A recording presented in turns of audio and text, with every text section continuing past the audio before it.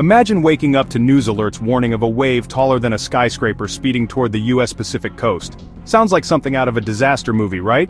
But scientists say it's not just science fiction, it's a real if rare possibility. So, could a 1,000-foot mega tsunami really hit the US? Let's break down the science. Off the west coast, there's a massive fault line called the Cascadia Subduction Zone. It runs for about 600 miles, from northern California all the way up to Vancouver Island. Here, the Juan de Fuca plate is slowly sliding under the North American plate.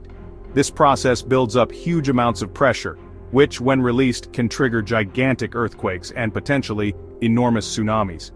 According to new research from Virginia Tech, there's about a 15% chance that a magnitude 8.0 or greater earthquake could strike this region in the next 50 years. The last big one happened way back in 1700, and it was powerful enough to send waves all the way across the Pacific to Japan. But here's where things get wild. Computer models show that if the next quake is big enough, it could unleash a tsunami up to 1,000 feet high.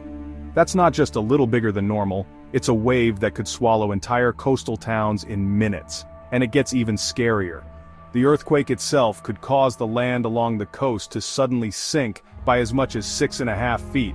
That means floodwaters would reach even farther inland, putting thousands more people, homes, and roads at risk than previous hazard maps predicted. The most vulnerable spots: southern Washington, northern Oregon, and northern California. Cities like Seattle and Portland could see catastrophic flooding, along with smaller coastal towns that might have only minutes to evacuate.